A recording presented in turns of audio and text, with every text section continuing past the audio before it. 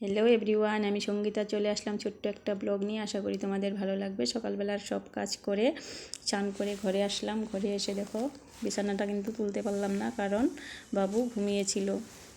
তো দেখো রান্নাঘরে চলে গেলাম, অনেকগুলো চাল ভিজিয়েছে গিয়ে দেখি মা। তো তারপর আমি ভাবলাম যে আজকে রান্নাবাড়াটা খুব সিম্পলে করতে হবে। অনেক কিছু রান্না করতে গেলে অনেকটা সময়ের দরকার, আর আজকে হাতে একদম সময় নেই। তাই আজকে খুব সিম্পলের মধ্যে রান্না করেছি আজকে ডালের বড়ি দিয়ে আর চাল কুমড়ো দিয়ে একটা তরকারি বানিয়েছি, আর সব সবজি মিলে একটা চচ্চড়ি বানিয়েছি। তো আজকে অনেকটাই সিম্পল রান্নাবাড়া আমাদের।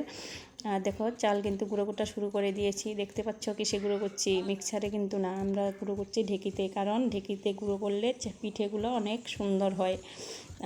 যেহেতু গুঁড়ো করছি, মাকে বললাম মা তুমি পিঠে ভাজো, আমরা আজকে চা খাবো পিঠা দিয়ে। কিন্তু মা কিন্তু পিঠে ভাজা শুরু করে দিয়েছে। এখানে দেখো পিঠে দিয়ে চাটা খেয়ে আমরা চলে আসলাম ঘরের মধ্যে বিছানা গুছাতে। তো দেখো বিছানাটা কিন্তু গুছানো শুরু করে দিয়েছি। ঘরের মধ্যে বিছানা কিন্তু পরিষ্কার না করলে একদম ভালো লাগে না দেখতে। তো দেখো এদিকে কিন্তু বিছানা পরিষ্কার করা হয়ে গেছে, আর এদিকে বড় ছেলের বিছানাটাও পরিষ্কার করে নিয়েছি।